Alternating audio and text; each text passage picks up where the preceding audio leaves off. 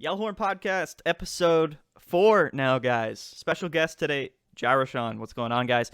It's going to be a great one. Again, we had LDF last week. Today we got Gyrosean, so two great guests on the podcast. So super excited, Zach. I didn't think we'd ever make it to episode 4, to be honest with you, but Neither did I. It's been There's no way. Like, no way. It's been growing, though. People like it. I like doing it. And if we're able to get awesome guests like this every week, then it's worth it. So, Sean, what's going on, man? You want to introduce yourself? Yeah, Sean, Gyrosean on YouTube. I haven't made a video in actually like a month now, but you work on little things here and there, and I think one thing that we've been chatting about is how the format is also just, it feels so stale. So yeah. I'm like, personally, but yeah, I make YouTube videos, and I also play Digimon, so I'm a trader.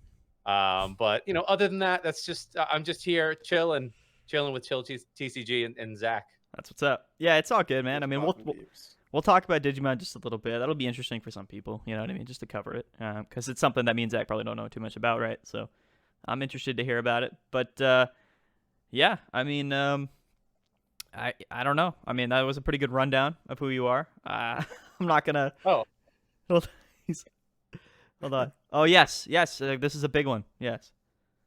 This is the plushie for the podcast that I do, the Metapod. That's right. I think I'm the only Metapod stand out there right now, to be frank. Metapod. I mean, honestly, if we could get like the Yellowhorn dude as a plushie, yeah. I would totally like. That'd be sick. Maddie and I have a lot of personal jokes about that guy, and I mean, I don't know what happened to his face, but yeah, he doesn't have a nose. Yeah, he doesn't have a nose, which we noticed, but he's actually on the graphic. So like on our overlay, Sean, he's like down here on the bottom left, like right next to you. And he's oh yeah, I've seen the graphics, and he's just like he's the horn. Yeah, he's got the horn going. Yeah, he's I will say you could buy some vuvuzelas or something like that, and then fancy him up. Is that what the horn's called? Well, that's the South African version of the horn. If you watch the South African World Cup in 2010, that's what everybody hated, was the vuvuzela. But it kind of looks like that. I mean, it's just a generic horn. Does that have two things though, or is that just like a weird Pokemon thing? No, I think that there might be a double-ended horn, if you will. There probably is one. There's lots of weird instruments, but yeah, I would definitely look into something like that. That could be, you could start a podcast like, with the horn. We could have somebody on like. Yeah, I know. That's what we talked about. It's just getting horns and just blowing them at the beginning of the podcast. Yeah, I was thinking about getting the Kazoo Kid ripped. Yes. See, and Maddie's like, I don't know who the Kazoo Kid is. I didn't know. I was like, excuse me, like, under which rock do you live in? I think that might be an age thing, right? Is that like a meme from a different era? And so probably is. That might be. I don't know our age. I mean, I'm 22. I don't know how old I was. I mean, I remember when memes weren't a thing. You know what I mean? So if it was a meme, then I should have known about it. Yeah, I feel like that one just like went over you, because like, I mean, I feel like Sean and I should know about it. Yeah, right. Yeah. Like, I feel like the younger kids know about every single meme ever. They do. But I mean, Maddie, have you watched Homestar Runner? I don't know what that is. So that's a whole meme you don't know. You know what that is, Zach? Oh, wow. Okay. Dude, you're falling on deaf ears, bro. So anybody out there that's watching this, Homestar Runner, Trogdor. Yep. Oh, wow. I'm just going to say that, and then just comment in the YouTube. Are you burninating the peasants? Are you just dating? Are you dating yourself right now, Sean? Is that what you're doing? Oh, I am very much dating myself, but I don't care. That's okay. I bought a bunch of base set to fossil cards so that I could play the format from when I grew up. So that sounds fire. I'm dating myself for sure. Yeah. Yeah. It wasn't like Boss's Orders. Have you been liking those formats, or? I haven't played them. I got onto Jason Klaczynski's blog, and I took all of his deck lists, and that was my birthday present to myself, was to buy a bunch of old cards in lightly and moderately played condition to build based on fossil decks. I mean, that stuff's still pricey, but as long as it's not like PSA graded, as long as it's not like super pristine, then it's doable if you really want to, if you can. The PSA 1 Charmanders, the PSA 1 Charmander, the half burnt. Yeah, exactly. The one with the hole puncher that the kid wore around as a necklace. It's laminated. Jesus piece Charizard. I mean, I don't know. You gotta. I mean, it sounds fun. Those formats, like, I played a few times with Jason. those formats at like NAIC or like even before at regionals, and I just like I could not vibe around those formats. It felt really weird. Like those formats are very, very, very weird compared to what we have nowadays. Yeah. Like playing haymaker decks and playing things like that. For me, the only like, and this is probably different for every single person. For me, like the only formats that I could really start vibing on is like when Nintendo took over. Everything else for me before that is just like, what's going on? This doesn't even feel remotely like Pokes. A lot of it's just like a weird, like, it's weird mechanics. They were starting off like, Yeah, they were figuring it out, you know. But Well, I don't know. at the time, like there probably wasn't any other like trading card like game other than like Magic, right? I think that was probably just the. I mean, they were literally owned by Wizards at the time, right? Right. That was who made So trading cards, right? So Pokemon was meant for the kids, and Magic was meant for the adults. right, exactly. And It's what I read on his blog actually, and one of the reasons that I think Wizards may have lost the license or it lost some interest in the older demographics, they limited the competitive scene to 15 and under at one point. Yeah, that was how it was. Yeah. Absolutely wild to think about now. I'm like, wait, so only the kids can compete and spend money on this? Well, it's weird. Okay. It's like weird. They had an Unofficial Worlds, right? Yeah. Like they had an Unofficial Worlds, I think, in 2001, just because there was no Masters Division Worlds in, I think it was Seattle. Maybe it was 2002. I think Seattle's but where it's one of the those things where headquarters is, right? The Pokemon. Yeah. Pokemon Seattle, Company. Bellevue, Washington area is where they're all located. But I mean, I guess that's where they had it, and they ran like an unofficial like side event that was considered Worlds now if you go back to it, but there wasn't even a Worlds back then. The first like Masters included Worlds was 2004 because the year 2003 did not exist. 04 was a big year for Pokemon TCG. I want to just touch on that last point that you said with like the people being 15 under, like that, like in theory you're like, well, I guess like whatever, right? But after a few years, like what are you gonna, like when all those people grow up, you're forced to add like a Masters division because the people that were playing your game for the last 5 years are now 20 years old and they can't play now, right? So that's just funny. It's crazy in my opinion. Yeah, I think the whole mentality was like they just like age up in their Magic, like and just switch games. Right. Like I remember I used to go to like stores and I look back and I'm crying because I've seen base set packs sitting on a comic book shelf in my lifetime. I've seen those fossil packs and I'm like, I could be rich AF right now if I just held on to a few of those. And like the card store owners like, you'll play Magic eventually, kid. You'll grow out of this kid's game. And I'm like, I mean, I did dabble in Magic a little bit from time to time, but it's just like, Pokemon's the one that's like, that's the addiction. Pokemon is a weird game because it's like so much split between collectors and competitive players, and like in the public eye, like it's not a competitive game as much as it is like a collector's game, especially now with all the people opening these base set packs and these first edition cards and things like that. So it's just different. Like I know people collect Magic cards and they don't play. Like I know that's like a thing. But I feel like for the most part, people play Magic, right? It's like there to be played. I mean, a lot of times the card value is there for its playability, right? So, it's, I don't know. It's just, it's strange to me sometimes. I've never got into Magic. I'm interested in it. Like I think it's super cool. I just like don't have the time or the money or anything to dive into another card game, but maybe one day. That money. Need that money is what it's the Magic world like. Yeah. I know. I need that Black Lotus, man. I need it. I need it in my pocket, man. Well, you know what, Sean? I might be getting that. I can maybe spend that YouTube money. I'm just kidding. No, I hit I hit 1,000 subs on YouTube. Go! I'd say welcome to the club, but I'm still standing outside of the door being like, if anyone wants to subscribe to the Lone Blown, Hey. I'm out here. But congratulations, my guy. I'm jealous. I'm stoked. It's a whole bunch of emotions, but I'm so happy for you. I couldn't be happier for you. Thanks, my man. I mean, we're on very similar like paths with our YouTube channel, me and Zach. I think I just started a few months before him, and that's just kind of how it works. Well, I Zach, mean, like, Zach took like a very considerable break between some uploads. That's what I mean. Like, that's very true. I'm an early sub, so I noticed. Yeah. Yeah. I mean, like, I think Zach recently got back into it. Yeah. And YouTube's one of those things where you have to consistently do it, right? And that's a big way to kind of keep building up. But yeah, it blew up. It's just blown up recently, man. It's super crazy. Like we hit 1,000 yesterday, and I already have like almost 50 new subs just after hitting 1,000. So it's really cool to see, and the tournaments have been blowing up too. So it's just been really fun. Like it's fun to see everything growing and doing well. Sean has blown both of us out of the water. So he's on that like third level. But I'm on the level in between you and everyone who actually people know about, which is Little Dark Fury and Azul. But I'm still very much in that. And I haven't, like I said, I haven't posted in a month because I'm bad.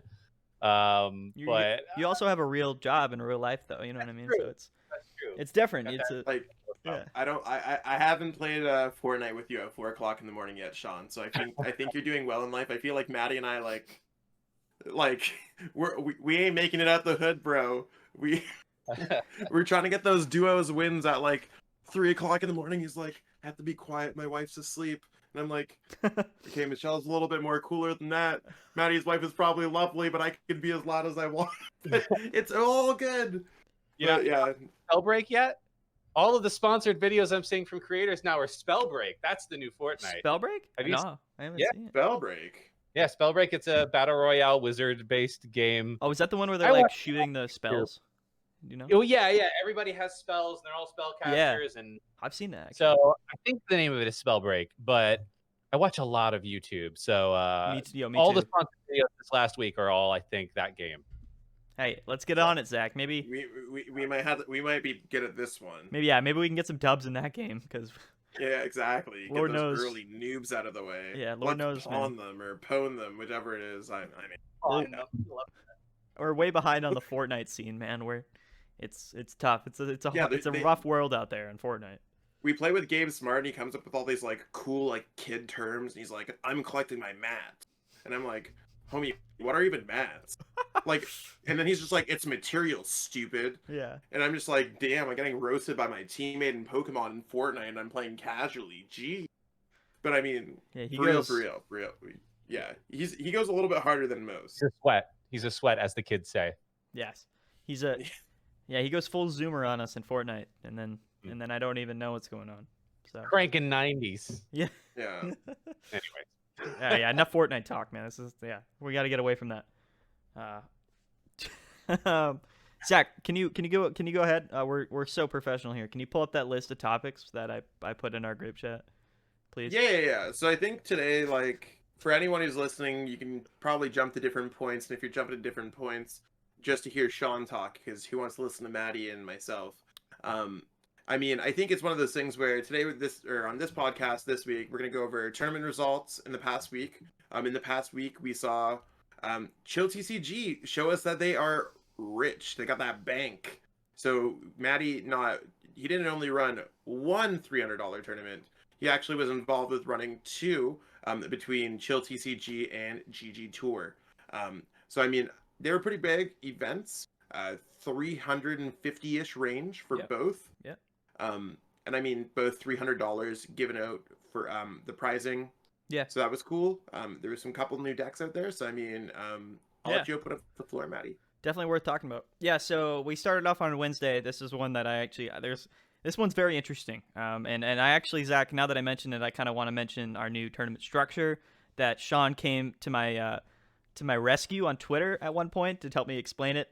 Which I thought was like, when I explained it, I thought it made total sense. And like, I literally posted the math, like I did addition. I went back to my 6th grade days and I was like, I can do math and I'm going to put it out on Twitter for all these people that can't understand. Not to disrespect them. I just like, there are some people who didn't understand. I mean, yeah. I don't think it's disrespectful. You got a little bit of, I don't think you got heat over it. No. I just think that people just like, people like throwing nonsense and no direction. And I mean, anyone who posted there, I think there was some nonsense thrown. I'll just be out. I think Jake Earhart got in there and was talking about Luke Metal and stuff like that. I knew he would. Was talking about some biased decisions. Yeah. And it's just like, anytime there's anything that affects Luke Metal, I could post anything in a video. I'm like, I'm taking code medals. Jake Earhart's going to be there. It's like an SEO in everywhere. Yes. Like, you just toss a Luke Metal tag in there, Jake Earhart's going to be there. No flames at all. I mean, I think Jake Earhart's actually a great player. Yeah. And it's one of those things, I know he gets memed on a little bit, but it's one of those things where, yeah, Luke Metal is a thing, whatever. Jake Earhart's awesome. I'll let you continue. Okay. Yeah, no, I mean, the Luke Metal players definitely have strong opinions, so we'll cover that in a bit. But Wednesday's tournament was the Chill Series 15. It was a special, like, mid-season event. We didn't really have any sponsor, but we kind of pooled together some prize money. So for the Wednesday tournament, we had 250 cash on the line. The winner got $100, but we also threw in 300 Vivid Voltage packs on top of it, so it was like a good mix. So people in top 8 got some nice cash prizing as well as some packs. But people in top 16 and top 32 also got a good amount of Vivid Voltage packs too. So everyone, a lot of people were getting prizing. And our tournaments have gotten so big lately, guys, that like we do 9 rounds of Swiss, which is 30 minutes, best of 1, and then we go into like a top 32 cut, which is best of 3. And because there's so many players, you need all those rounds to make it fair, right? To give everybody a good chance to make it into cut. And the tournament goes super long. So what happened was after top 16, it was about 12:30 at night. We had about 3 more games left to go, 3 more rounds. We had top 8, top 4, and finals. And all of the people who had gone into top 8, or a lot of them expressed to me that they were very tired and that they just weren't able to compete any further in the tournament.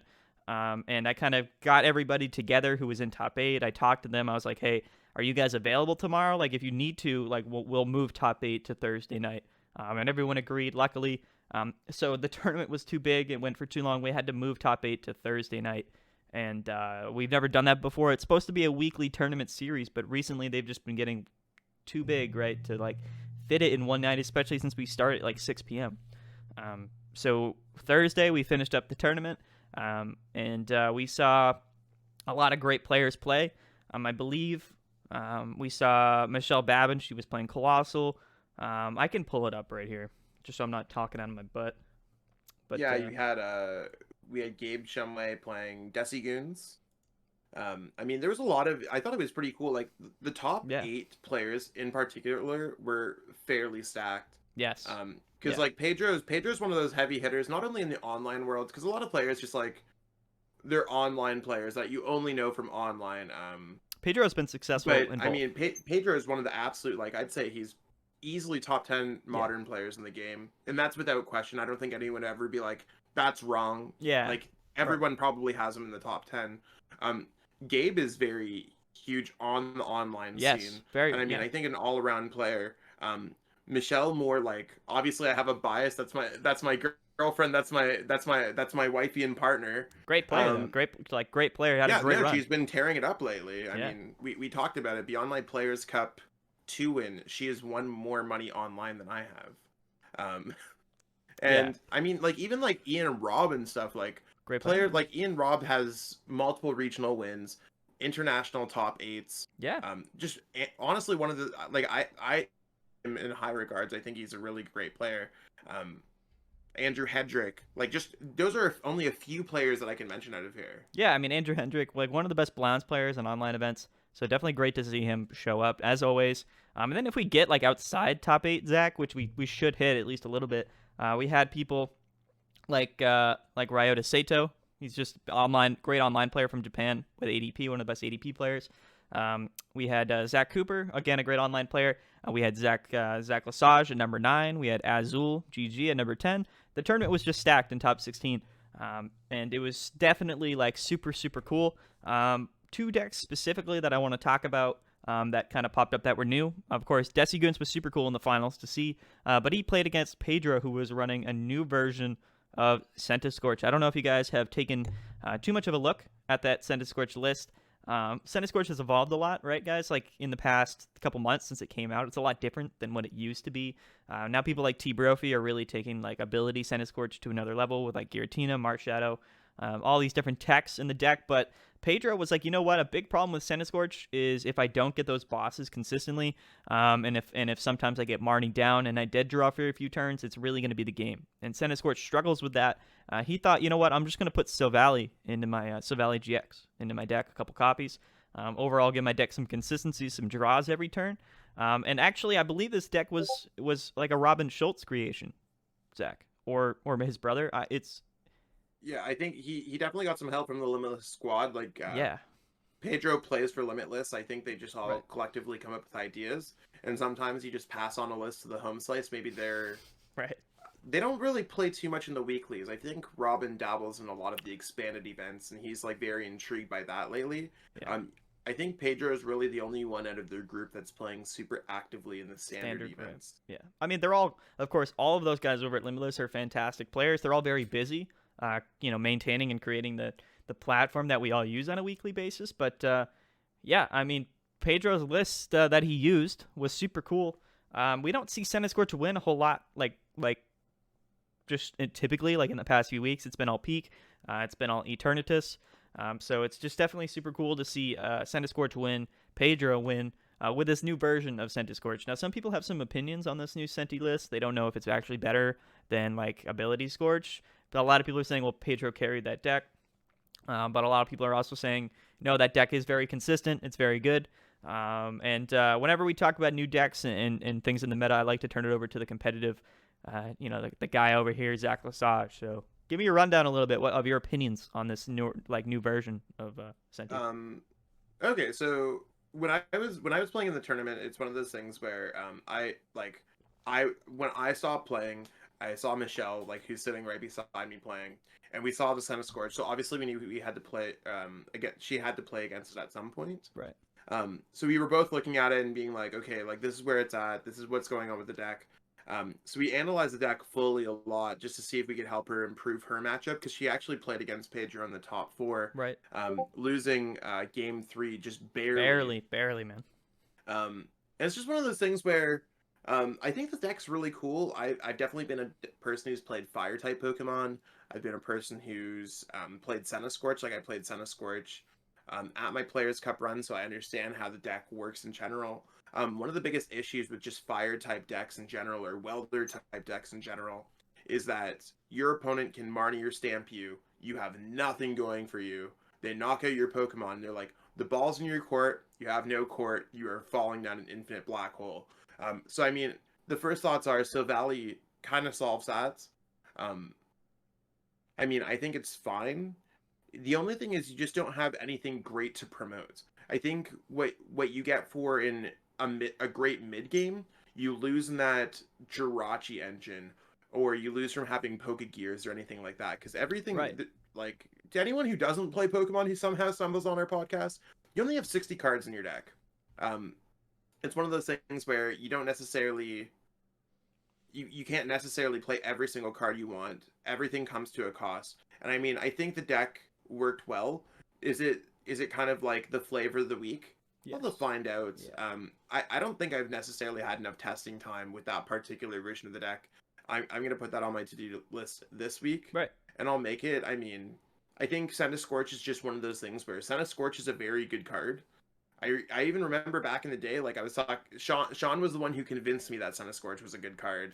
I wasn't even going to print off the proxies for it. I thought it was terrible. And I mean, here it is, almost a year later, winning events fairly regular. I mean, Cash, Thomas Brophy, yeah. Now Pedro. I mean, there's a lot of people who are just like, because Cash and Thomas do not get the love of the whole community. I mean, I don't want to be like, they're middle tier players, but they're not the heavy hitting toward Rekliv, Pedro kind of type players. And I mean, I think Pedro right now is showcasing that Centiskorch is a good deck. And people are like, oh, Centiskorch is a good deck. Like, all it takes is the sheeps are out there watching. I agree. Sean, I don't know, Sean, what are your thoughts? Have you looked into it at all? Or I'm looking at the list now, and like, even though I haven't been playing as much, I still keep up a little bit. For sure. For me, I don't know. Like, I agree with you. Like, this is clearly like an addition for consistency, and so that you don't brick, basically, or like brick in the mid to late game with Stamps or Marnies or whatever. My question about it, though, is like, you're running 3 Day-Days, a Crobat, and 2 Silvallies, which you can choose not to put them down. But I do wonder if Pedro playing this version was a response to a reduction in ADP, because I don't think that this version, because I think the nice thing about Ability Scorch that Cashman and other people were playing, and the reason I think it did well against ADP is you could choose not to play the Dedenes and the Crobats, or just play one, right? And then the Volcanions and the Giratina and all that stuff, like, all of that would benefit you in the ADP matchup. because of Yeah, whenever you're...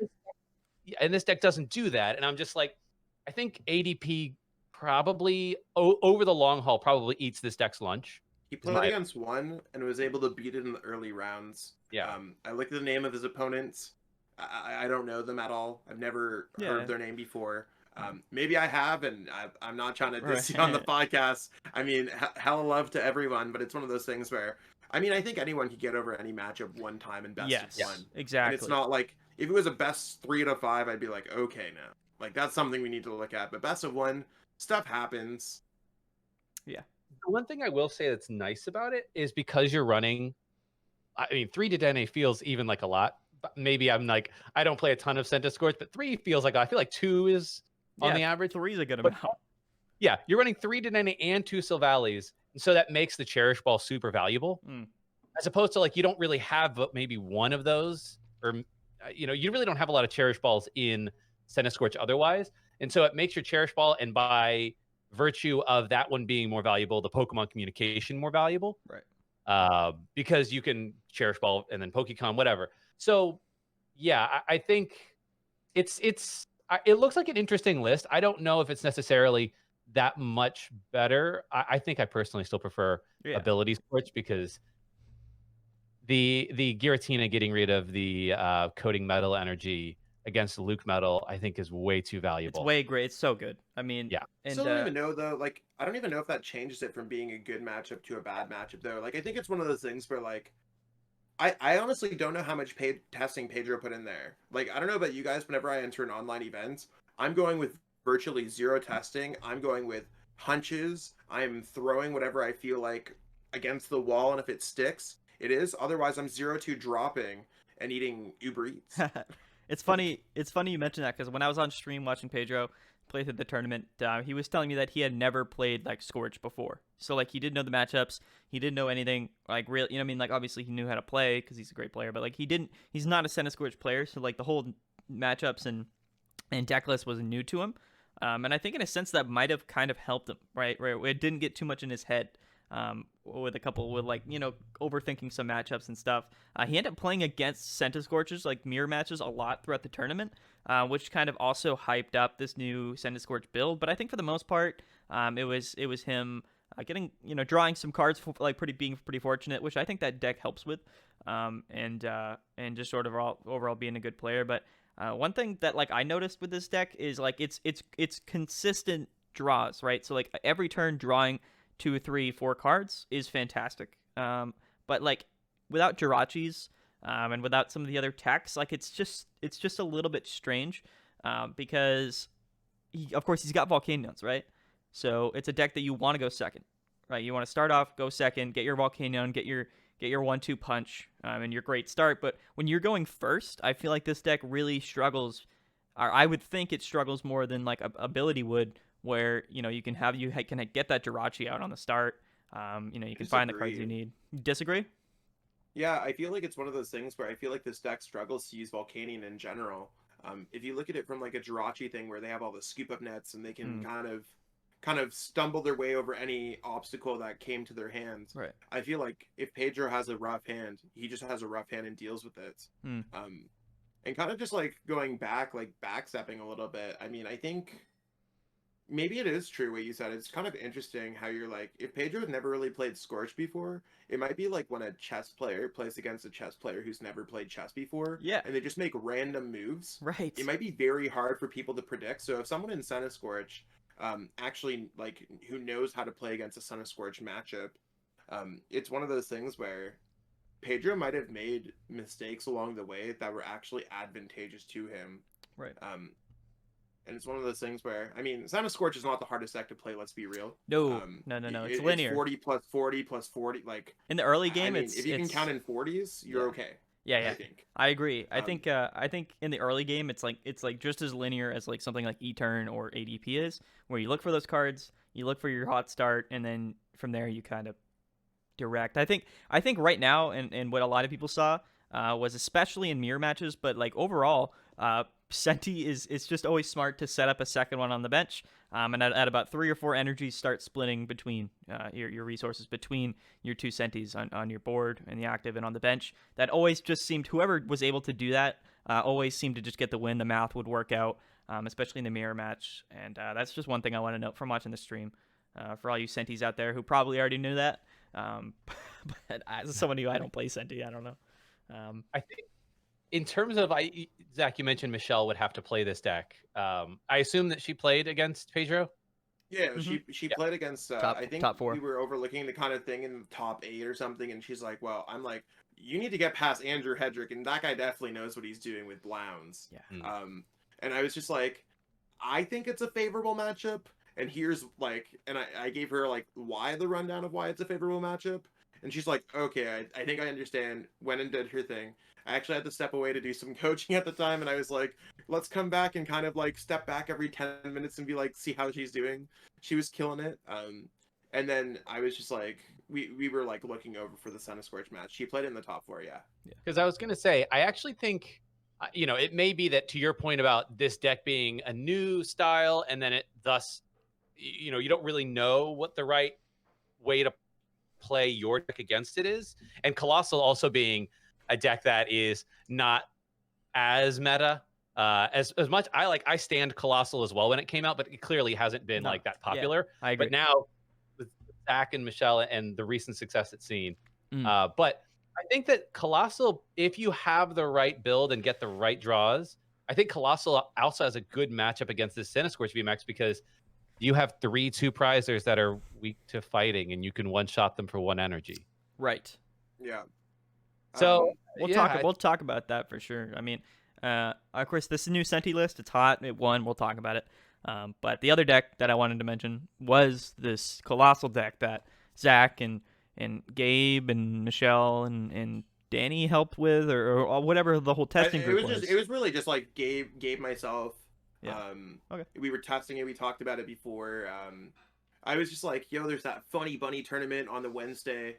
And I mean, there's something for me, like, I know the name's kind of funny. The name's a little bit childish, but whatever.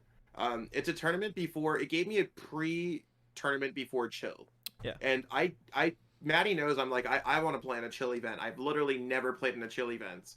And it's one of those things where it gave me, like, I was just like, okay, I'm just going to take Wednesday off. I can get 2 tournaments one day. Let's go for it.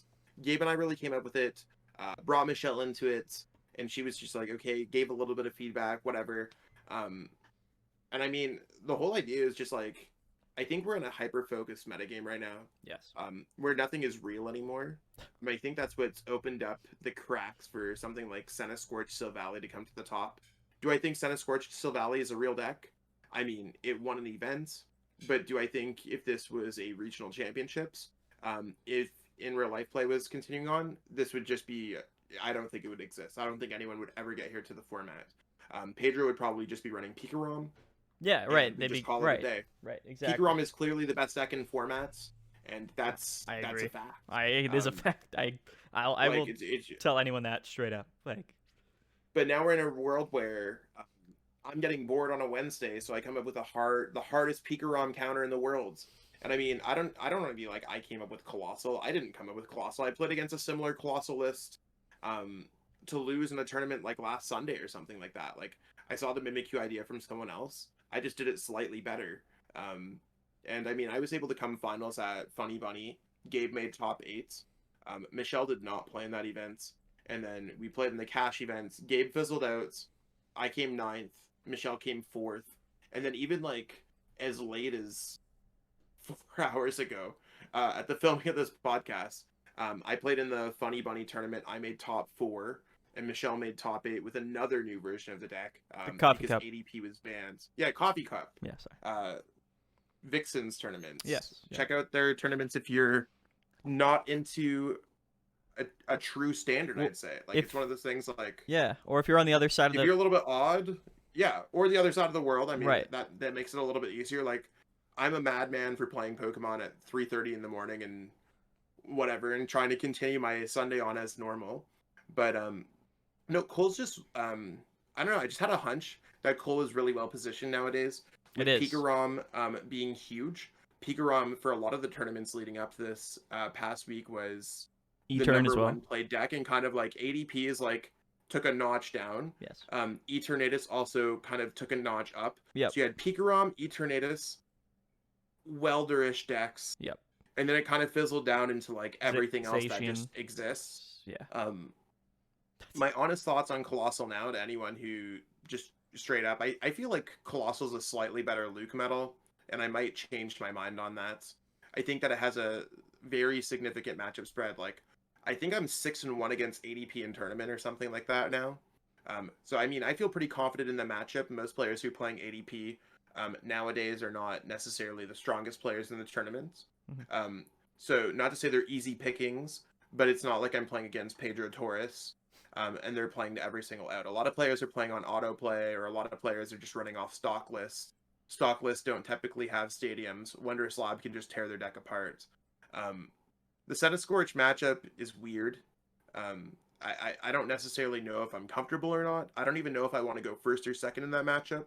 Like, I have so much HP that I don't even know what to do with it. So even if I let them go second, maybe me getting the turn 1 energy is advantageous. That's like where my testing is going this week. Yeah. Very interesting, actually. That's a very good point. But yeah, if you guys have any thoughts on that, feel free to weigh in. Like, I haven't thought about it more than Volcanion going second seems scary. Like, it is. I'm trying to think about the math, right? If you let them go second, assume they have the best turn Centiskorch has ever had, right? Yeah, like 3 and 2 on their first turn. So 5. they get 5. And they can So get that's 3. That's 240. And then another 3 energies would be 360. Which is not enough if you have buff padding. Or if you have double stone. Stone, yeah, double stone. I wrote like a pretty like long continued tweet last night. And I was like, I don't think buff padding really matters. Now in that case, with Centiskorch's popularity, it might matter. But the thing is, like, the only play, like, Michelle lost to Pedro, which, I mean, I think Pedro's a fantastic player, and could have gone either way. I was watching earlier stream this morning. It could have gone either way. Yeah, I honestly believe that matchup could have gone either way. Yeah. I played against a few Centiskorch throughout, and I was fine. She played against Centiskorch, I think, even earlier in Top Cut. She was fine.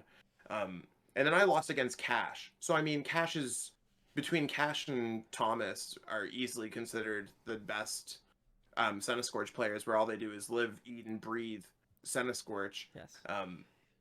It's just one of those things where I feel like if they know what they're doing with Centiskorch, I'd say it's slightly unfavorable at this point. I used to think that it was more favorable than that. But I'm going to work on the matchup this week. Everything else seems really good. Like, you lose to Luke Metal and Desi Goons because you don't really have any counters towards that. But you do auto-win Pikarom, and you do auto-win Eternatus.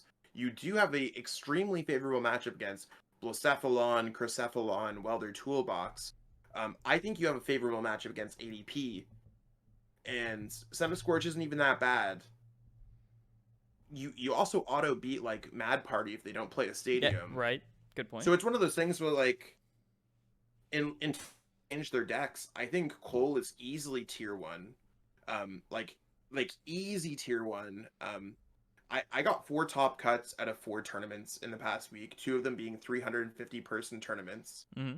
A second place, a top 4 here or there at the small, like, Funny Bunny and coffee cup tournaments. But I mean, even Michelle went 2 out of 3 for top cuts.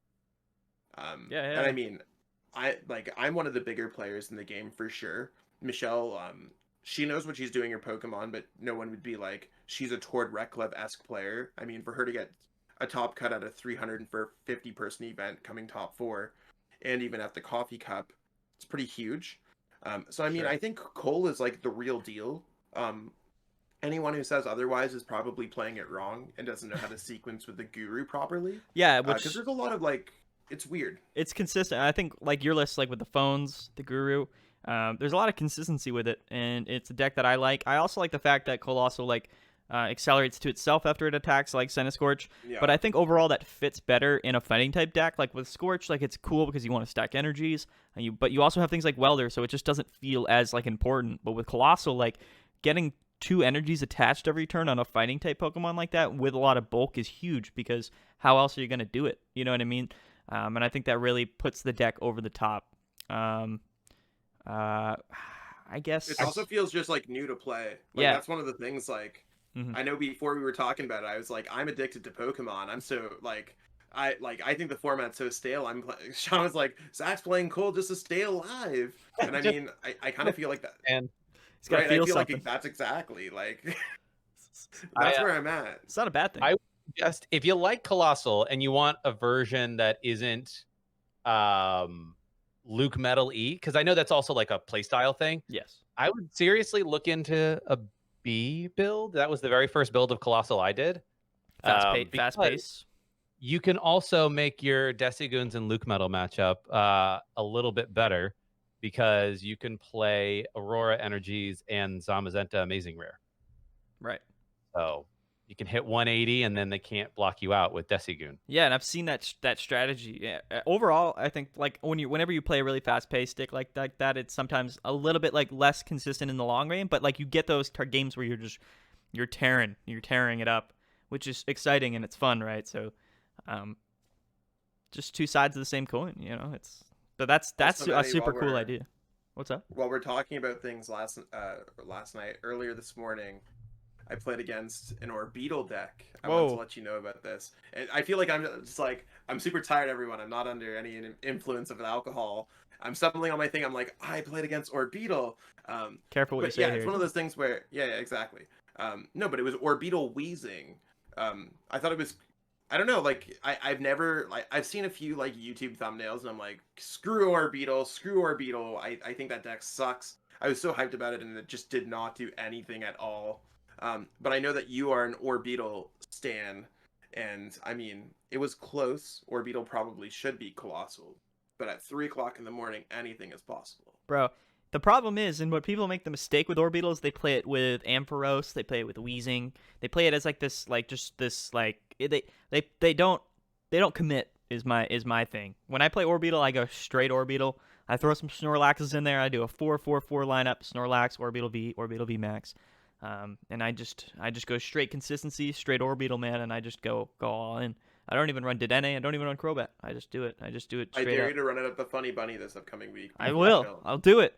I'll play my own tournament. Does everyone hear this? If Maddie does not play in the Funny Bunny, I don't know. Come up with a punishment. I don't know. One thing I want to touch on, I forgot, like as you guys were mentioning, when you compared it to like the new Luke Metal, I really like that comparison. I think that the decks have a lot of comparisons, but to me, I do think that Coalossal has a better spot in the meta right now. Its matchups are a bit more fair than Luke Metal, and to me, Zach, I think the only reason that Coalossal didn't just win these tournaments the last few weeks is because they did hit a Luke Metal, in those Zamazentas in Top Cut, and I think right now if I'm playing Luke Metal, I'm just thinking, I don't know, I'm thinking Luke Metal's a great deck, and so is Coalossal. I don't know if that would be my first choice. No disrespect to Luke Metal, but it's not something that I would personally choose to play. But I mean, I just think that Luke Metal is going to get it's kind of hated out of the formats because as the format grows, it's a Zacian deck. After your Chill series, there was the Chill Series 15, cool, Fire type 1, and then we had I don't want to jump ahead too much because we didn't really talk about the GGToor Chill whatever Showdown. But Showdown. I mean, there's a bunch of names I can't even whatever. I mean, I know you changed your name a few times for the 15. Like almost there and all that stuff, whatever. that was funny. Yeah, I noticed that. Anyways, but then you had Centiskorch do well at that event, winning that event, and then we had the Edge spoilers events.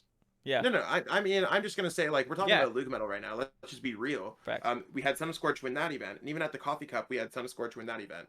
So out of the 4 events that like were kind of whatever, Centiskorch did very well. I think Centiskorch also won Danny Stone series as well. I thought as well, yeah. If I'm not wrong, it was a hot week for Scorch, man.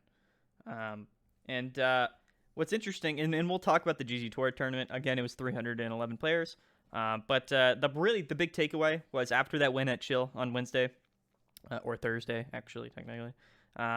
It was all Scorched, man. If you look at top, here I'll take a look. So if we look at top 4, there were 3 Centiskorch that made it into top 4. With 1 Eternatus, and then if we go to top 16, there was like 3 or 4 more down there as well. It was just sort of the hot thing, and also I think it just revitalized the people who play Scorch a lot, people like T Brophy and Cash, who were like, you know what? Like they got fired up. No pun intended. They were like, Scorch, like Pedro just won with Scorch. Like I'm the Scorch player out here. You know what I mean? I got to put in the work, and I think that they did that on Saturday for that redemption yesterday, actually, as we record this. But one thing I do want to mention. Sorry, I've been talking a lot. The new tournament structure that we talked about with Sean and stuff about the Twitter and everything. We tested it out on Saturday. So like I said, like we did on Wednesday, instead of doing 9 rounds of Swiss, top 32, what we did was we did 2 phases of Swiss. So we did 8 rounds of Swiss, and then we did 5 after that. And the timers were reduced from 30 minutes to 25 minutes. And then after that second phase of Swiss, we cut directly to top 8. So it was a different structure overall when things went quicker. I don't know. We just tried it out. Well, something we'll probably try next week at Chill. But yeah, man, Centiskorch just ran home with it. In the finals, we saw a ability Centiskorch T Brophy versus a Silvally Centiskorch, which was I think it was Nico Fernandez. And yeah, so again, you know, as we were just talking about which one's better, they played on Saturday in the finals, and T Brophy got the win with ability Scorch. So what do you guys think about that? That's no surprise to me. Yeah, me either. I think the ability one is better. You have less 2 prizers on the field. I don't know. It may not matter, because if you're doing the prize math, right, like Centiskorch VMAX, if that's what you want to knock out, yeah. And if you're going to go Centiskorch VMAX into a Heatran or maybe into another 3 prizer of some sort, then maybe it doesn't matter. But right, yeah, I think I think the Jirachis and the Heatrans were big in the matchup. It's hard for me to remember, but I think that overall Thomas just had more. He felt more comfortable in the matchup, in the Ditto matchups. Whenever you see a Centimirror, it's just like which big fire snake's gonna slap harder. You know what I mean? It's kind of just how it is, but. Someone's got to win, right? Yeah. So, yeah, again, this tournament, I don't have much to really talk about. It was a Scorch Fest, and yeah. So did the tournament end up being shorter? Did you time it? It was tough for this tournament, because with this tournament, we take multiple breaks. So like when we did when we went into phase 2, we took like a 15-20 minute break. Before cut, we took like a 30-minute break. And then when for top cut for the GGTour tournaments, we stream every match in Top Cut. So you have people wait for every match that you can stream it. Got it. So it's tough overall. I think if we were to play like on like a Wednesday night, we would probably not do as many breaks. I think people would probably want to try to wrap it up. But I think overall, definitely the Swiss stuff went faster than if we were to like go all the way to top 8. Like, you know what I mean? Like, yeah, I think. That's why I made the comment. I was like, breaking it down to an 8-round, 25 minutes a round thing. I think the tournament structure you're talking about benefits the most people. The most, meaning like the fewest number of people are going to make phase 2 and then top 8. So if you are like, well, how long is the event? Yeah, I know you don't want it to go to like 4 a.m. or 3:30 or whatever. Yeah. But the change in the structure too also just means that if you don't end up making phase 2, which the majority of people won't, then you should be wrapped up by about 10 p.m. Yeah, it's pretty early. Like, that's actually very reasonable. Right. If you're like, I'm going to enter a 300-person tournament, I got to commit to like not sleeping tonight. No, odds are I'll be done by 10. Right. And it's kind of. I think that's fair. Yeah, I agree. It's just different. You know, we tried to make it as fair as possible, but everyone's going to make their comparisons to doing the second phase of Swiss or 2 rounds of best of 3. But we just tried to make it a bit shorter and a bit more fair for people, or at least as fair, right? And it's tough. Whenever you're a TO, you're going to have to work these things out. But over at Chill TCG, we just have an incredible group of staff members, admins, TOs, players, people that are really helpful and helped us kind of get to that point. But we'll still probably make tweaks to it and everything. So yeah, I was basically going to throw that out there. I was like, with the way that I think a lot of players can all grumble about how standard is. I mean, in your tournament, I lost to a Pikarom player somehow. And because, like, I was playing Coalossal, I lost to a Pikarom player because I dead drew for the first 6 turns of the game somehow. And I mean, it happens, sure. On PTCGO, it happens. And Yeah, exactly. Yeah. I mean, and then in the next phase 2, I lost to a Lightning Mew, again an auto win matchup, because I just sat there dead drawing, and my opponent got a crushing hammerheads to win the game, even when their Mewtwo had damage on it, to hit me for perfection and knock me out. Super like cringy losses to me is like I rage dropped because there was nothing I could do. I mean, maybe I could have made the graphic, maybe I could have got some Pokestats points. I was just like, I'm out of contention for top 8. There's no prizing beyond whatever. Right. I don't need pride. Whatever. Do you feel like it would be better though? Which I mean doesn't change anything about me. I guess I probably should have mentioned it, but I think 5 and 3 might be better to advance instead of 6 and 2. And my only reasoning is like there's a lot of BS losses nowadays. Like maybe you didn't check in, or maybe you just hit Luke Metal twice and you're playing Eternatus or whatever. It's just one of those things where I feel like 5 and 3 is the same threshold, and you still have a chance to make top cut if you win all 5 of your next rounds. Do you think that like maybe like a 5-2-1 deal, or do you think 5-3 is? I feel like if you put it at whole numbers and discourage IDing, you get more of a fair event. Yeah, I agree. You'll run into some players who like are slow. And I mean, I feel like we need to filter out slow players in our events. Like, I know that, exactly. I know there was a few players who got some gameplay warnings for like, there's people who are egregiously stalling and misplaying. There's cash on the line. There's going to be people doing light forms of cheating, full forms of cheating, whatever. It's one of those things where I just don't think in a world where X3 makes it, ties are going to become a full-blown thing. I think there's a lot of players, even like in your event, like, you notice these oddities when X and whatever makes cut and people are like 6-0 and then they start IDing. I'm like, why are you IDing? Yeah. This doesn't make sense. Like there's a lot of people that just like, it seems like they've never been to Pokemon. It's like if an alien was trying to play Pokemon or an alien goes to like a restaurant, they're like, okay, I've read this about it in the regional championships book. And they just try to emulate what they see. I mean, I think, I just think 5 and 3 would be a better threshold. And it also gives some up and coming players who maybe haven't had the opportunity to make top cut at a 300 plus person events. Right. I think that if you gave them that free artificial prize, they'd feel a lot happier about it. I mean, it probably makes the tournament slightly longer for you. Just because you have more players playing phase 2 per round, and you have a chance that you get the dreaded Desi Goons Luke Metal matchup.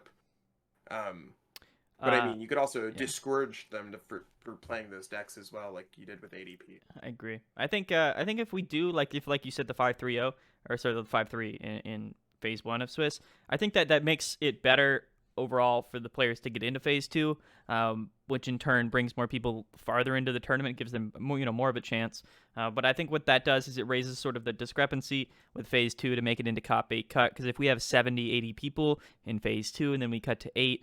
It's a little bit more fuzzy at that point, but again, it doesn't make it any less fair. If anything, it makes it. That's how regionals work, though. Exactly. Like, I agree. When you get into the 600 plus range, that's how you get it. But I mean, I think we saw it at the tournament with Thomas Brophy. I mean, if you didn't read about it on Twitter, Thomas started off the tournament first round loss, win, loss, and then proceeded on to win 1, 2, 3, 4, 5, 6, 7, 8, 9. Yep, 9 in a row. And I mean, I feel like even if we look at like one of my biggest accomplishments in the game, which was Collinsville Regionals, I was playing Blacephalon. I went 5-0-4 to advance to day 2. Yep. Just barely met the 19-point threshold, and then I won. I went 5-0-1. And I mean, if the threshold if it was the same 7 and 2 like it used to be at regionals a while before, I would have not ever had the opportunity. Right. So I just mean like I agree. Like, I agree. I guess kind of going back for myself, when I was playing in your event this week, I was 6 and 2, and this was actually your first chill. So I mean, the thing wouldn't work. I was either in a win and in for making day 2, or for making top cuts, or so if I lost, I get absolutely nothing. Nothing exists.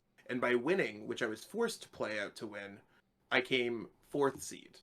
I just think in a world like that, I mean, people are more willing to play the games. Yeah. I think players are just, you offer more to the community that way. I think For sure. there's going to be someone there who's you're going to make their week. Yeah. No. Listen. I totally agree with that.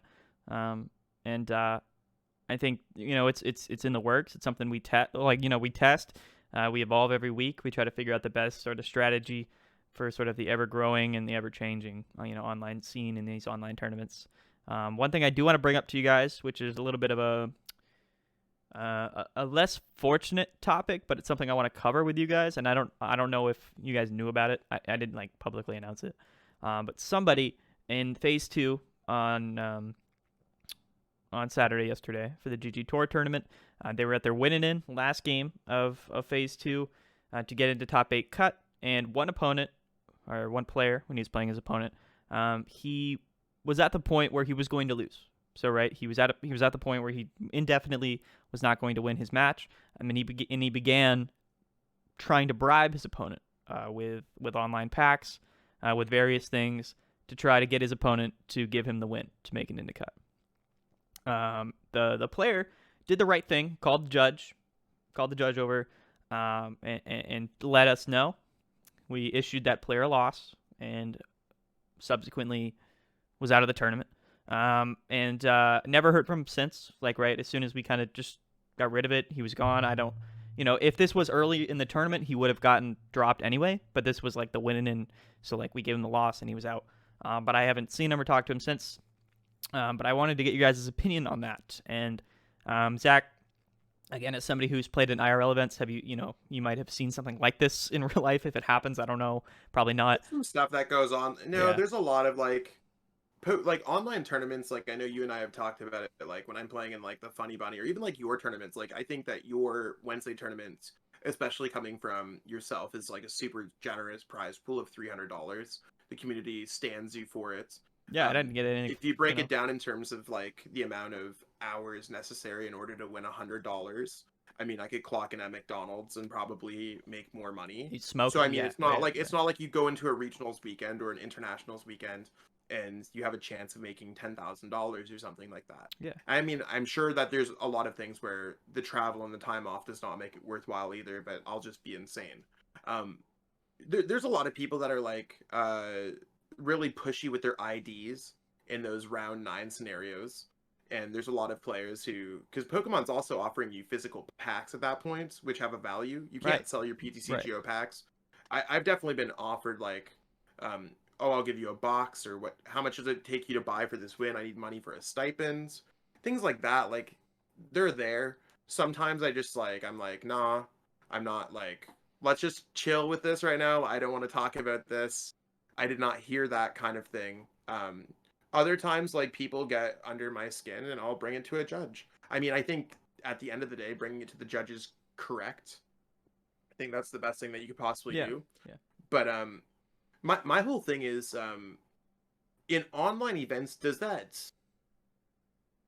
that a loss? Not that I've bribed my opponent. It's one of those things you're not an official event. At the end of the day, if someone said yes, or even if by offer, I think offering it's kind of awkward it's how many online packs could you offer me for a win before I even blink at it? It's it was I just want to know yeah, no, in this scenario it was a bit different. I mean, with our events, of course, we follow the standard format. We try our best to just emulate a normal official league cup in a sense, just a tournament for PTCGO or Pokemon TCG. So in our sort of rule set, we wouldn't allow it. And the scenario was a little bit weird where the guy played, he had all intention of trying to play and trying to win. And once he knew he was going to lose in the middle of the match, he tried to get his opponent to scoop for him by bribing him. We weren't okay with that. Personally, it's not something that I would have I would have given him the game loss. I don't know if I would have dropped him from the tournament. Maybe if he did it in other rounds, I would have been hey, don't do it again. You're gonna get the loss. You know what I mean? It's just not something that we want to endorse in the community and in our tournaments. Sure. No, I mean, I think that's fair. I mean, at the end of the day, I really don't know what you could Yeah. We're talking about an unofficial tournament, no stipends, no nothing. Yeah. I know. That's the thing too. It's he was bribing him to potentially win $10 or potentially $100. That was the range. And Sean, what are your takes? Yeah, let me know. I mean, I don't I agree with Maddie in that, like, the idea of offering somebody a bribe for these tournaments, like, I get it. I don't even know if it was for the money. I can't predict Right. what this person is doing it for, but some of it may just be like, hey, I've never made top 8 at a big event like this, and it's a big deal for them. And I get it. Like, Yeah. there's an element of like, you really just want that accomplishment, right? But it's not really an accomplishment if you bribe somebody, one. So, Exactly. two, Exactly. I also just think that, like, even if it's not like, it's like ethically, like, it's not that horrible, to be perfectly frank, at a grand scale, right? It's not a ethical, but at the same time, it's also just like, don't put your opponent in these awkward moments where they have to say no. That's, for me, it's less about the pure like how competitive the tournament is, and more about, like, it's almost a courtesy to your opponent to not put them in that position to be like, I don't want to have to say no to you. Like, ultimately $100, to Zach's point, you make more money with that amount of time working a minimum wage job. So Right. most people aren't doing this for the money. So yeah, sorry. For me, like to me, my biggest point, which like immediately ran through my head, was like, if this were to get out, if I would allow it, then like, what's to stop people from literally just paying their way to first place at every tournament? Like, if somebody were to come in with a crap ton of money, a crap ton of codes, and every round in top 8, he was like, I'll give you 100 packs. Like, just give me the win. And then just 300 packs later, he's just won the tournament and he didn't even play. Like, what's to stop people from doing that? You accept their deal and you're like, man, those were Hidden Fates packs. Damn. I got bamboozled. Yeah. You'll leak my next YouTube video. Pay to win. Pay to win. So yeah. Laserbeam, like a YouTube channel. He does like Fortnite stuff. No. There you go. But he does like lots of, I could easily see, like, to your point, like, there could be like a Logan Paul type person out there who comes in and it's just like, I'm going to stream and I'm going to make a whole video about the fact that I bribed every single person to become the best Pokemon player in the world one day. So that's why, it's kind of like the principle of it, right? It's like, I just don't want that to be a thing in the community. And that's why I'm a little bit scared to talk about it here. But at the same time, it's just one of those things where you're here to play. There's not a lot of money on the line. If as much as you might think a top 8 at a 350 player online tournament means a lot, it's just a game. It's an online tournament. Most of these people got pretty lucky to get here anyway. So just play it out, and try not to pay for success. I don't know. It's really like, at the end of the day, I think it was all explained that it's like a really awkward encounter for everyone involved. Also, while we're speaking on awkward encounters, I think, I don't know if you still do it, Maddie, or if it's just like an online tournament thing in general. When someone checks in, I've seen a few like circumstances where someone forgets to check in, the game gets played out or something like that, and at the end of the game, the player's just like, oh, I didn't check in, and then it's just like, it's up to your opponent to take the win from them. How do you deal with that? I haven't fell into that situation, but I think it's one of those things where like, I've seen a few awkward situations with that from friends. Yeah. So for me personally, like, what I used to do was I understand that. So like, I would be like, listen, like, it's supposed to be a game loss. Like, I know you played, and you were here, but like, you have to check in. It's just like part of the rules, and it should be a game loss. But oftentimes, what I used to do was be like, hey, if I would just say, like, if you guys want to count that match, like, you do that, right? I mean, I'm telling you right now, like, you can take the win. It's up to you. But that puts that player who did play in one in a weird position. Yeah, there's a guilt thing in there, right? Right, and if they lost, right, so and then they get them in a weird spot. For me, what I do now is I DM those people. So like, if they played and they lost and their opponent didn't check in, I just DM them and I'm like, do you want that win or do you want to count it? Like, just tell me straight up, so they don't have to handle that with their opponent. And then I just say it out to both of them as if that were my decision. Which doesn't seem like a... I mean, I guess that's fair. I think it's still like a bit of... I think the same way, like, if I don't know. I just think that's one of those things where, my opinion, it's just better to... Just give them the like, black and white. Give them the win. They didn't check in. Something happens. If they have some kind of, like, limitless glitch, whatever, maybe have a heart or something if they actually played it out. Yeah. I mean, I think if a player plays, they have the intention of playing the game, that's cool. Right. But I don't know. For me, it's just... Yeah, and oftentimes it's a bit different because we are the Chill series. We're Chill TCG. So as much as we like to say healthy and competitive, it's like like, if somebody were to there's a few different scenarios. Like I'm just trying to think. Like, we don't take things like too super seriously. Like, I know what happened a few times was some people click the wrong deck when they send their challenge. So like when they go into the game for the tournament match, they're like playing a theme deck or something. And for me, like in other tournaments, they might just give them the automatic game loss for doing that. For me, it doesn't seem fair to give them a game loss when they just click make one misclick and they go into a game, but they haven't played any cards. They're just they're immediately like, oh, oops. So what I do is I have them replay it, but I make sure that the person who misclicked gives the coin flip to their opponent, because it's at that point, if your opponent did win last round or they didn't, it just kind of brings it up in the air. So that's what I do in those scenarios, which is again a very gray area. But as the chill series, I just don't want to give people a loss for clicking wrong once. That's a very reasonable penalty though, to be like, hey, I know you misclicked. We're not going to give you a game loss. Just you just give your opponent the option to choose whether or not they want to go first. Yeah. Honestly, if Pokemon is really balanced, which is what they should be, right, with the new supporter rules, etc., it shouldn't make the biggest differences in the world. Right. Yeah. That's a yeah. Putting a huge asterisk on that one, buddy. The one thing I will say though about the checking in, and I actually, it is a good segue into what I hope the future of online events is going to be. I will say that, how in a game state, in a regional or in an actual competitive setting, it's up to both players to ensure that the game state is stable, or whatever the phrasing. Maintained. Right.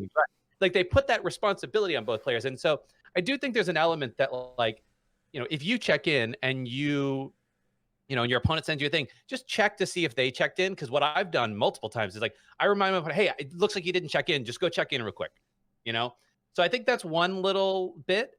But then outside of that, I do think it's fair to, in certain circumstances, tell your opponent hey, if you didn't check in, I'm going to give you the game loss here, because if you're going to play the Players Cup or other events, right, check in too. And that's just good behavior. It's that's a good habit to get into. For sure. For sure. And I have a funny scenario, Sean, now that you mentioned that. We were in Chill Series events, we don't run check-in. We don't do check-in for top cut matches anymore, and here's why. For the after 12 tournaments, Chill Series 12, somebody forgot to check in for their top 8 match. I never thought it would happen. I just I never assumed it didn't happen for 2 months, and all of a sudden one tournament some guy didn't check in, but they played. So they played. He played, forgot to check in, but his opponent knew he didn't check in, so he played out the match. But he played out, but knowing that if he were to lose, he had that card in his back pocket he could play. And it was a very jail-free card. Got him. Yeah, and it was a very strange scenario because I was like, you didn't check in, but why are you guys playing? Because his opponent was trying to kind of play it smooth, you didn't. Oh, I guess you didn't check in, but he knew he didn't check in. They played it out. The opponent who didn't check in got the win, and it was something we had to deal with, right? Because he didn't check in, he got the win. Does it stand? Does it not stand? Long story short, we don't do check in for top cut anymore for that reason. I think that's fair, especially there when you're we all know you played. You all but yeah, earlier rounds, and that to the segue. The one thing that I think is really interesting is I think you talked about it last week with LDF, which was what happens to online tournaments when IRL competitive play comes back. And one thing that I briefly suggested on my pod a few weeks ago, which I want to talk about with an actual TO, right? Of an big online event, is I think that Pokemon should, because we know they're never really going to update their client to include proper regional style tournaments. Probably not. It's very no. But what Pokemon could do is they could, allow online event TOs to become official or licensed or whatever, and then grant them, once a month maybe, of a between a regional and a league cup level of CP, and say a special event kind of. Yeah, kind of, but it's an online event. So, Okay. and what they do is they say, hey, we Pokemon, we don't run it the same way that Pokemon doesn't run regionals, the same way that Pokemon doesn't run League Cups, right? And it's just, but you sanction certain TOs. They have to go through whatever the process is and make sure you have the right judges. Yeah. And you run it through Play Limitless, which is already a well-established. And then if they didn't run it through Play Limitless, I think if you're familiar with how the team challenge is running through arcanine.labs.gg, which is a whole new service that Arcanine has launched.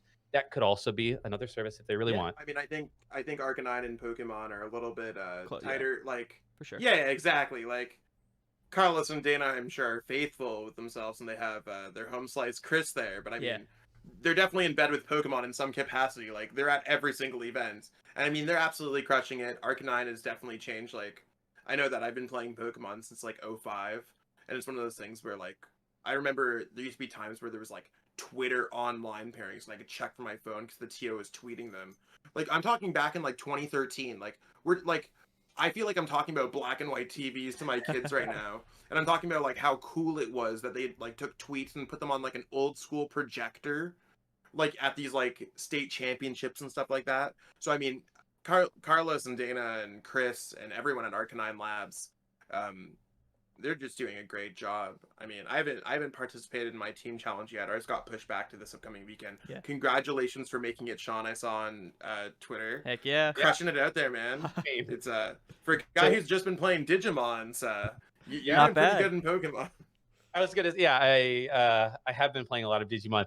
In fact, my best tournament result is Digimon, not Pokemon. I got top 16 at basically the national event for Digimon, the official event that they did. Huge though. You take those. That's honestly, sweet, just dude. like Heck yeah.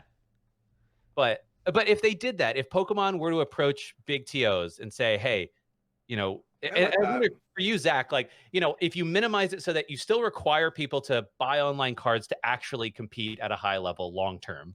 But you say to people, hey, we recognize that this is a whole new way of playing that has taken off. No, and I think it's one of those things where no one knows what a post-COVID or kind of post-COVID world looks like. Like, I think most major countries, the most important countries in the world, have access to vaccines in some capacity. Like, I know Canada's pushing. Like, I think there used to be a point where Canada and the US were like, Canada's getting pretty screwed right now too. Like, COVID sucks. And it's one of those things where I don't know if I got vaccinated, do I want to play in a league challenge tomorrow if that was an option? Probably not. Like, I'm the type of person that, like, I think 10 years from now, I'm still going to be wearing a mask in the grocery stores because I think germs are gross. And, like, it's just one of those things where, like, I actually like wearing a mask. I think it's great. I talked about it a few times. I just think that point, like, when I play in a Pokemon tournament, I'm going to wear a mask going forward, even if it's not a requirement. I've been deadly ill after regionals. Just be like people with their grimy, dirty cards and hot dog stained shirts and all that stuff. Like, I feel like that's where coronavirus got invented. If anyone wants to make any jokes, like, have you ever been to a Comic-Con? Have you ever been to a regionals? Like, oh no, come on, bro. What's in the Doritos, Locos, tacos in a bag, bro? But dude, true, dude. I don't know. True. Like, it's honestly cringy to me. But I don't know. It's one of those things where, like, I think online events have to blend in with in real life play for the like the foreseeable future, regardless of anything. Like, I think Pokemon has created an infrastructure with the Players Cup that I really hope. I mean, I've talked about it before. I hope there's a Players Cup 4, 5, 6, 7, 8, 9, 10, and that we continue to have like 1 to 2 Players Cup a year, even when we're having a full blown season. Yeah. I mean, they just put them on a League Cup weekend where it's not important. Don't overlap it with like a regionals or an internationals or something. But it's one of those things where for players who want to play from home, for players, like, I'll put it like this. Hugo Lap is a player who made top 4 at the Players Cup. The only international championships I've ever seen Hugo is from NAIC. And I mean, most players who live in North America go to NAIC. That's why it's super populated. But I mean, just having the opportunity to be like, I'm playing Pokemon in Brazil. I mean, we could even look at players like M. Taylor, for example. Roarchomp. I don't think Roarchomp would have ever flew to Brazil to play Pokemon. That's, to me, like, you could kind of put players in a box. They're not a Pramawat of the world. I mean, they're getting their they're doing well because they came second in internationals, but that wasn't the most expected finish for them at that point. Yeah. And I think it's one of those things where it's awesome. It's a life-changing thing to play Pokemon in a different continent at such a high stakes level. And I mean, I've been fortunate enough to play Pokemon for the better half of 3 years at that level, 4 years at that level.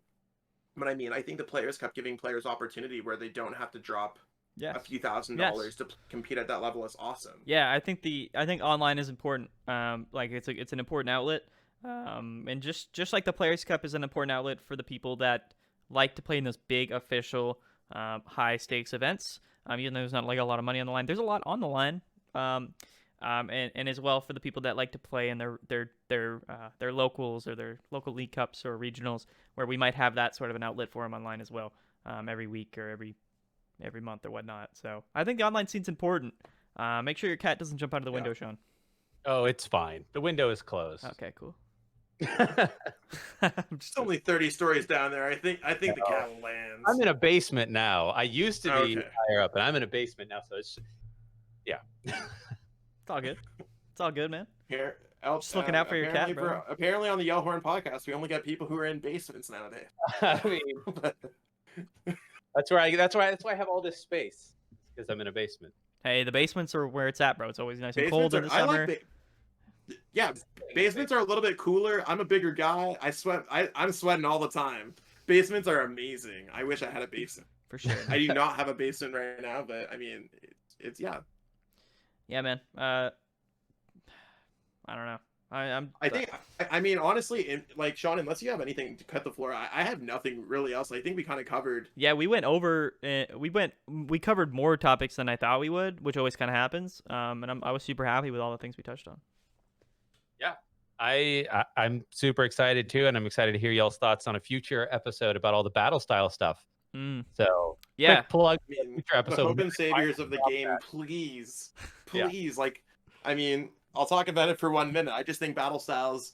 I'm crossing my fingers that starts a new era of Pokemon. A lot of peeps nowadays have not played in the Delta species or the Team Magma Aqua or Team Rocket.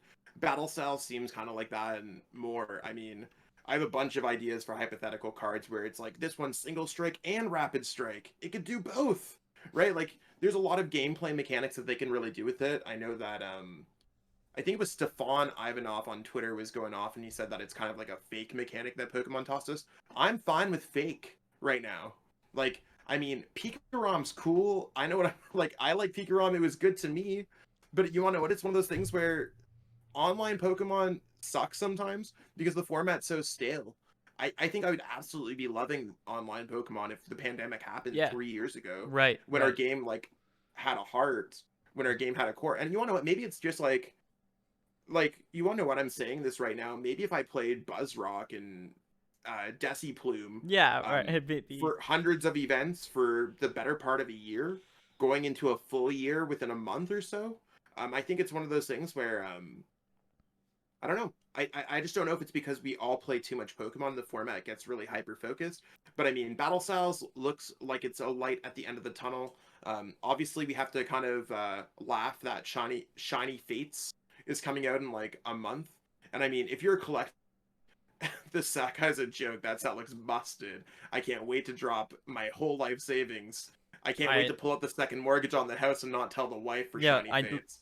Dude, seriously, man. Serious. I mean, like, I don't know where collectors get this collector's money, but if you're a collector and you want to be featured on the podcast and let us know where you get that kind of money, for sure, please let me know, because y'all are dropping. I'm watching you guys ripping up Walmart packs. Like, I go to Walmart's and I'm like, man, do I want to pay rent this month, or do I want to crack open an ETB if I ever found one? And it's just like, and I see these pictures of people with shopping carts with like, I bought 100 ETBs. Like, homie, it's like, I will say, the card's gonna get declines. Ditto V in the Shining Fate set. I feel like Ditto V is gonna have lots of potential for a year or two. I like Ditto. You know the ability of Ditto V? Yeah. Like, that's one card that I'm like, I don't know if right off the bat, but that one gets better with time. Keep my eye on it. Yeah. But like right now, for like our current standard format, like I'm looking at the set and I'm like, if you could ask me to drop a lemon in a bucket, that's how I feel like this set day one is going to affect our game. Like, do I think that someone's gonna come with some kind of like evil tall amazing rare deck and put that in their deck day 100%. Yeah. But I mean, I feel that's just so they can feel alive, like Coalossal, right? Like I think anyone who plays anything out of that set day one is just playing it just to play something new. Yeah. Yeah. The same way that all these sets kind of go down. I mean, if you're not a collector, this set's probably not for you. There's some cool cards for sure. I mean, don't sleep on the 10 or so good cards from the sets. Did you see the alternate arts though for the Urshifu VMAXs? Dude, bro, those are the coolest cards I've ever seen, bro. Like, they're beautiful. Yeah, they are. I don't know how we're gonna get them. Out there. Is it the Clobopus? I think it's the one where just like flip. Yeah, well, you should look it up. It's so the Rapid Strike one looks way cooler. He's like meditating under he's giant meditating under like a waterfall or something, and there's like a bunch of these like Cramorants flying around him, and like he's like there's like a little Clobopus going flying. Yeah. Yeah, that's the one. Yeah. Oh my gosh, dude. A+ whoever designed that card. I like the creativity. Top tier, man. And I would be cool if Pokemon cards looked like that. Not to get into a whole new topic here, but like I feel like they fall into a formula. Like VMAXs are super cool, but like each one looks almost identical, just with like a different Pokemon there, right? Like the style, everything, it's like completely the same. I wish they just kind of just completely went off the rails and like made just all the cards look completely different. I don't know. That's just me. Yeah, whatever. Doesn't matter. We'll see how it goes. Well, I mean, they'll come out with new cards.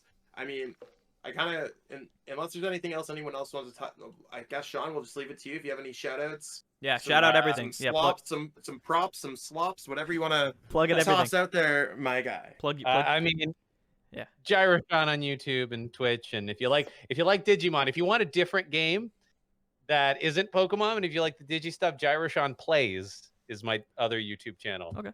So I'm gonna check that out. Yeah, I'll link it all in the description. Yeah, that's all I got to plug. Okay, Sean. I mean, keeping it easy. Yeah. I mean, anyway, yeah. I mean, we can wrap it up if you guys want to, but yeah. I mean, just huge shout out to Gyrosean, man. Thank you so much for coming on the podcast. I know.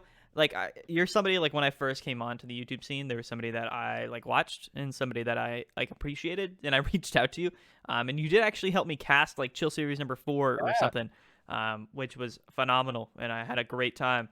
I remember I helped you cast one of the early Chill Series, and it's funny, I also helped cast one of the early Hexter events. Yeah, I think it was the first Hexter event where they got over 100 viewers, and because they got a raid from like Azul and a couple of people, and Ethan was also like, what's going on here? It was if you're gonna be big in Pokemon, Sean's like gonna be there somewhere with his like little puppet master hands. That's my Colbert bump, I guess. Is like just he's just the puppet. He's master surrounded by success. Dude. Yeah. Yeah. But yeah, we don't stream like for our Chill Series tournaments anymore, Sean. Unfortunately, I would have brought you on multiple times. It's just something hard. I'm an old man. If you're gonna be streaming at 2 a.m., I'm like, nope. Exactly. That's what it's like now. Yeah. This guy's not even reading the message until like 7 o'clock the next morning. Exactly. So yeah, yeah. I mean, big shout out to Sean, guys. Definitely go check him out on everything that he said there: Twitter, YouTube, Twitch. Gyrosean Plays on YouTube as well. Go check him out, and yeah, we'll wrap it up here.